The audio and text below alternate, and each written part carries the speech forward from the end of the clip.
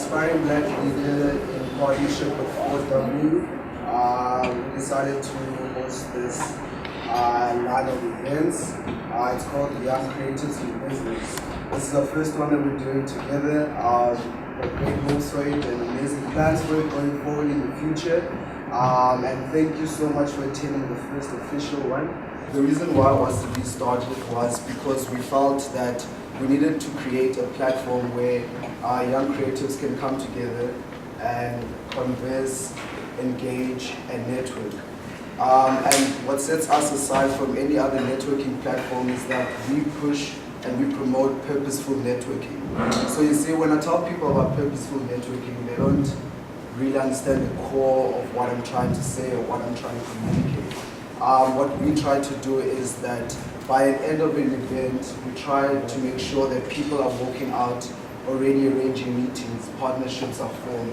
That's the type of purposeful networking that we're trying to push.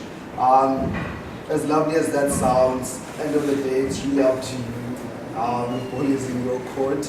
So please do network, guys. Please do engage, because it's there's power behind networking and engaging.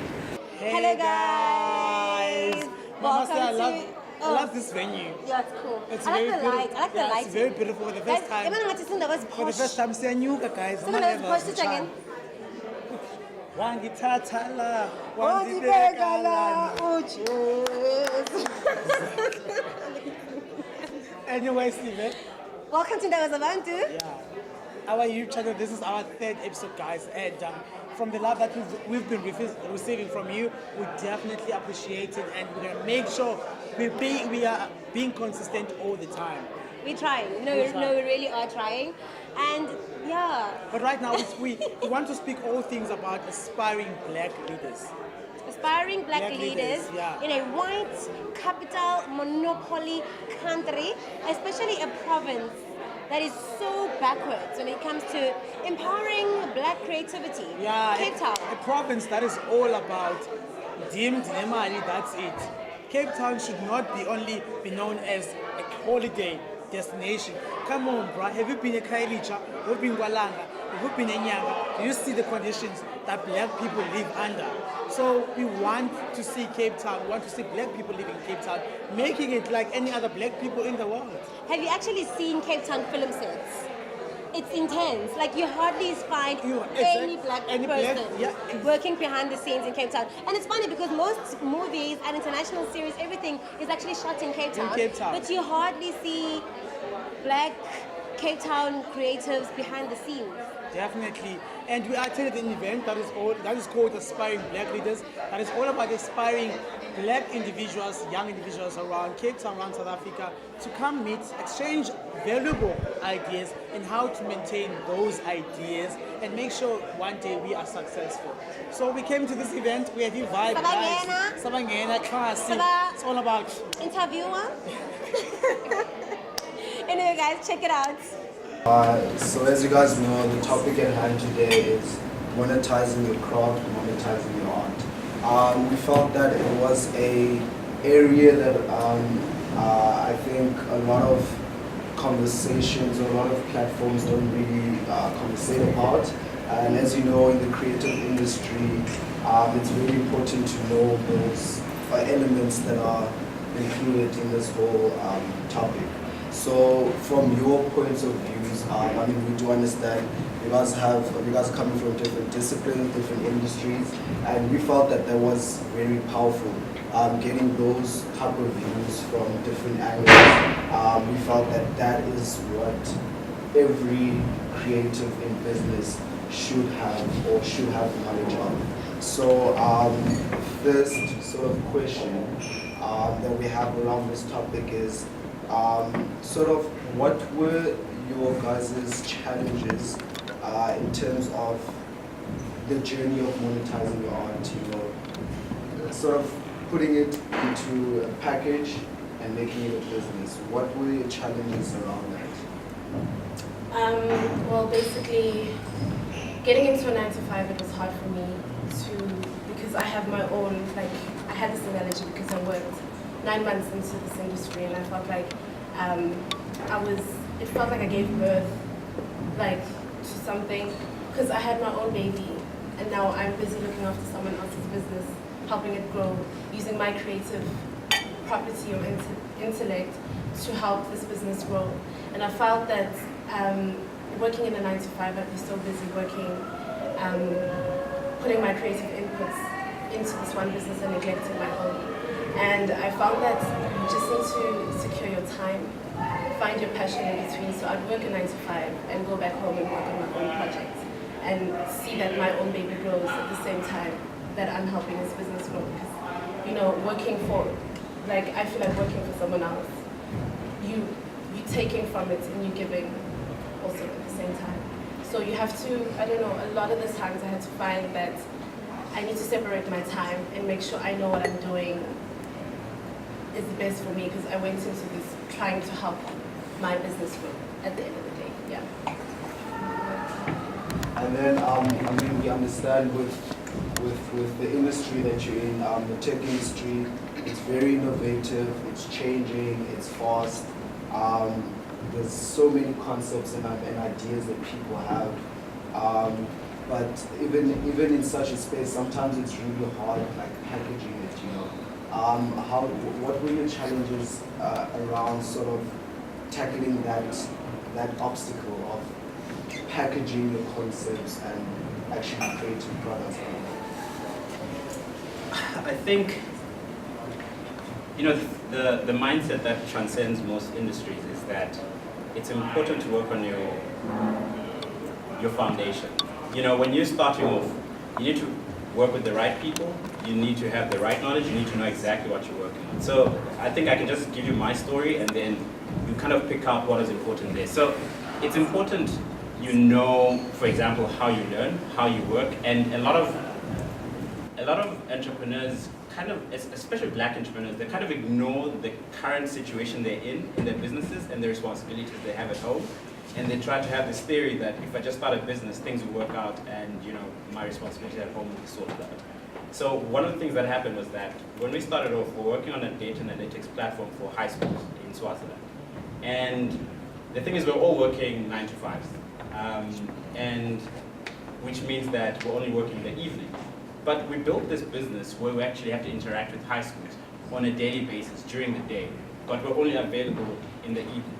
So there's a lot of delusion there. It's like, how are you building something where when you're actually available to talk to your customers, they are not available because schools close at like 4 p.m. and then that's it. So those are one of the things which we had to sit down at the end of this journey after like 18 months and say, okay, look here guys, this doesn't make any sense. We can't be building this and we're not available when our customers need us. So I think it's one of those things that you don't see it as a challenge at that point, but it's only after you've gone through it when you're like, yeah, that didn't make any sense. So it's very important that, and you have to kind of be selfish with your ambitions and think about, okay, what do I personally want to do? What do I want to get out of this? So that you go out there and actually meet the type of people who kind of match that same thing. And I always tell people that at the end of the journey, you start off as you. There's this tunnel of the business, the product you build, the press, the money you make. But out of that, it's you again. So it's important you kind of ground yourself and understand and build that foundation where when things go wrong, at least you kind of stick with that.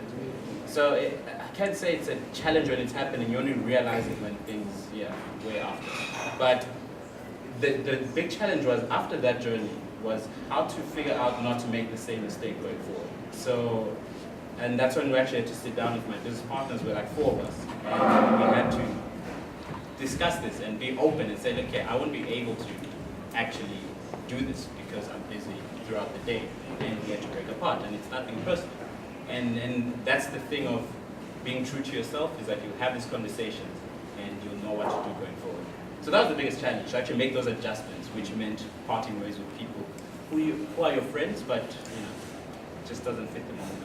Awesome for me being here today at the Aspiring Black Leaders event with 4W, because it's always good connecting with other people, especially young black business leaders who kind of can relate to you on a level that your everyday people can't, that you come in contact with. And I mean, what I think really stood out for me, what my takeaway is for today is really, we, as especially young black business people, we just need to believe in ourselves more and the value that we bring to the table.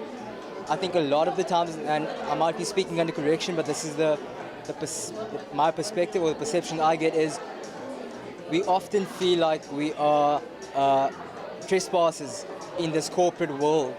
When we sit in a boardroom with middle-aged white people, middle-aged people of any color really, we feel like, oh, I must kind of just take what I can get because I should be happy to be here anyway.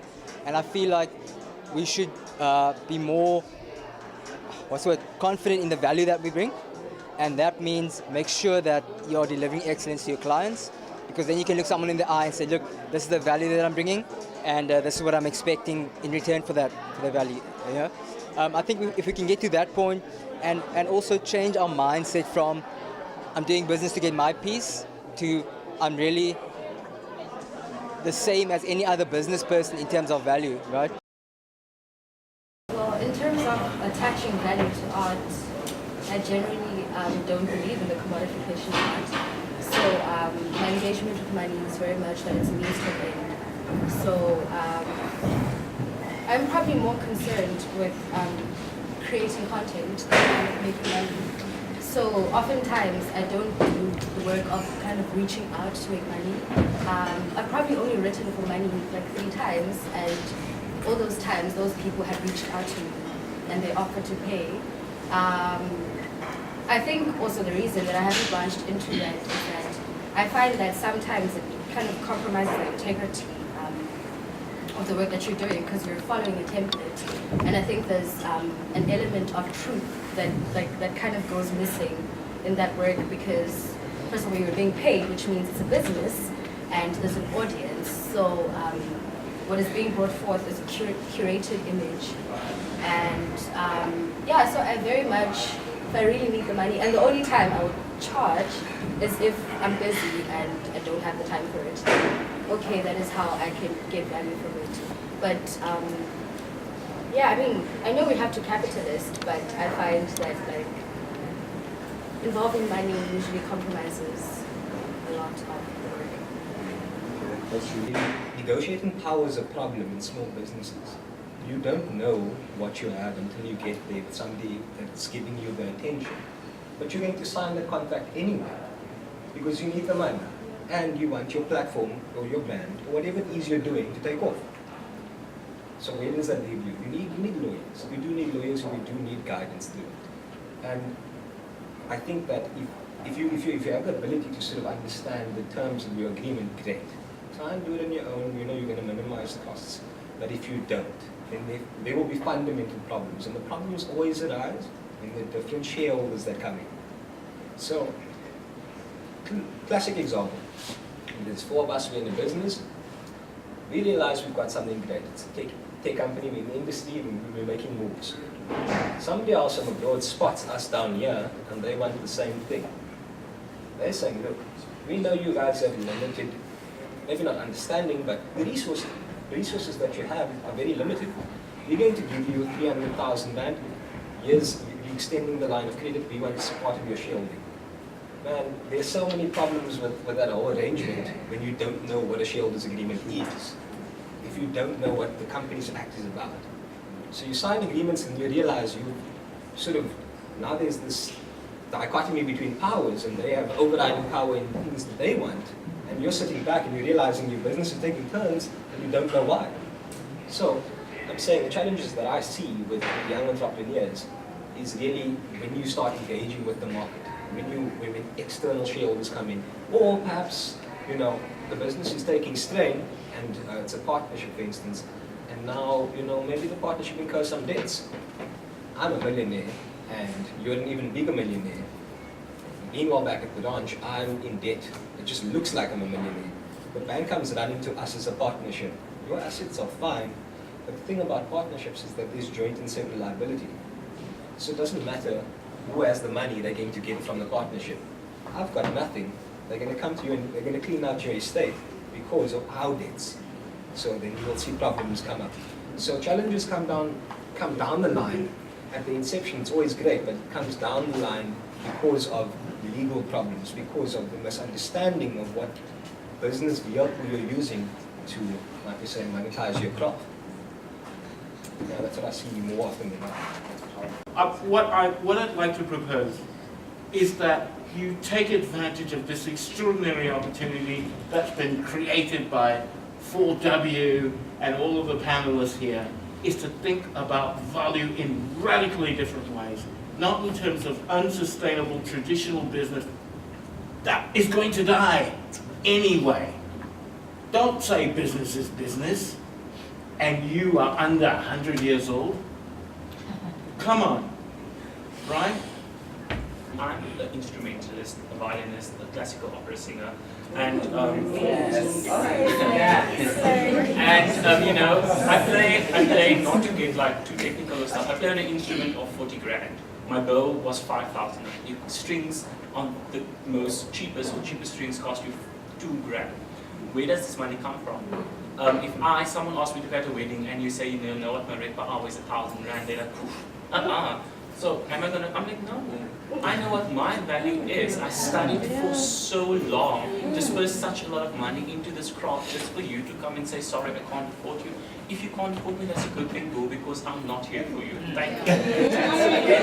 I don't think it's fair for you to sit and say that we should create products that are inferior and then sell them at inferior price because our people are used to inferior things. I understand that the market is not mature enough. But if all of us keep living in this world where we think that, oh, because I'm black, I should cater to black people and I should do this and that, we need to be able to explore without being afraid. If I create a product that I think is worth 230 rand, I'm not shying you, I'm not trying, it's not like a capitalistic thing that I'm doing. It's like I've spent this much time that nobody else, none of these brands are out doing research of black people, but I'm spending my time doing it. I'm giving up my life. I don't have a job. I'm out here doing things, making products for black people, and then you want to come in the shop and tell me, oh no, it's too expensive. Like, I've put my blood, sweat, and tears into these products. So for me, it's not fair for us to keep saying that, we should understand the target market. Our people are in Santa living in S-Lives, wearing Louis Vuitton and all of these things. I want to create Louis Vuitton stuff, and I want it to be worth it, and I'm not going to apologize for creating stuff that I think is superior. That's it. We are supporting black business. I mean, look at Luminance. Luminance, okay, fine, it has white backers, but Kanye is the face and her mom. And people go and buy 20,000 rand Valentino dresses at Luminance. So we support black business as we can. So Auntie one next door who sells funeral biscuits, in the township will buy from her. And then when we're older, black women start catering companies. So we hire the catering company. And then as we go older, we do events. We hire black event coordinators. So we do support black business personally as we ascend at our level, at each level that we can do.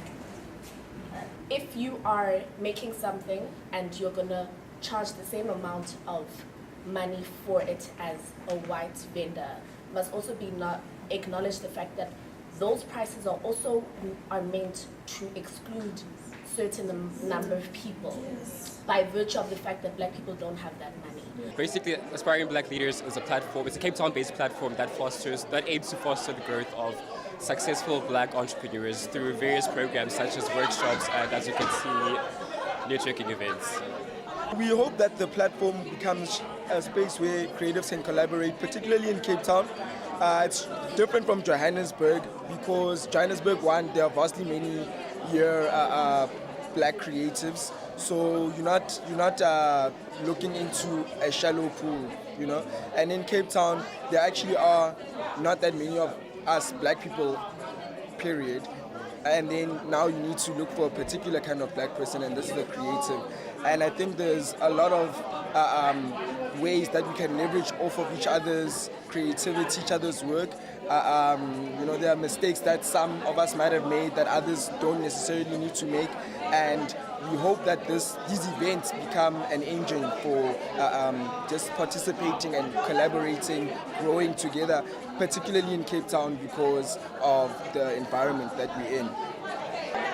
I think the future of Cape Town is definitely going to be more mixed than what it is. When I say mixed, I'm talking about a lot more black businesses with more power and more scale. in what they do and in what they produce for the Cape Town space. And importantly for that, it's about collaborating. You have guys who, in our case, do events with guys who do something else, whether it's in media or whether it's in broadcasting such as yourself. It's all about having you at our events to showcase your talent and for us to do whatever we do to bring the event to life. And this can happen across any and all professional platforms. So it's all about aligning what we do and coming together, like Arthur says, in a very purposeful way, bringing whatever he does, bringing whatever I do, and creating something that's very sustainable. Sustainability is something that we need to look at also. We need to look at 10 years. We need to look at 15 years. We can't look at 5 years or a year from now or what's happening tomorrow. We actually need to stay in the now, but look into the future. So it's very important to look at the sustainability of what we do and collaborate with that in mind. And that will then foster the opportunity to become bigger, opportunity for other business to plug into what we do. Because at the end of the day, we want to bring people into a space where they can build big business. And what I've learned from today's event is the power of Black-owned businesses. I've learned that we have so much power within our hands, and it is our initiative and our purpose to take that power and spread it to the world. Thank you so much to Aspiring Black Leaders and 4W for putting this event together, because I'm sure that not only myself, but all of us have learned from today's event. We are Black and we have power. Well, guys, lots of fun, lots of insightful conversations, inspiring, motivating conversation. I feel like now we know, as Black creatives in Cape Town, now we kind of have an idea of where we want to be and how to go about where we want to go. And those who have failed, keep business up. Guys, it's not the end of the world. There's so many people out there who are Black like you. A girl said being Black is not good enough. You have to go out there. And the value, What value are you bringing? There's a song called value. In a value. 2 years, Value. So you better bring the value to the business. Everything and you display bring, it. We are slay value. A big thanks to Aspiring Black Leaders for hosting us, and of course for W. You guys are there. Like, comment, subscribe. Guys, you need to subscribe to the channel, okay? Guys, now we need to weave. Guys. No endorsement, guys. I can't change hairstyle. So guys, subscribe to what you gotta do to make us show good. Say higher and higher. Higher and higher. Don't find the gas. Yes, like Brenda Fassi, darling. Bye, guys.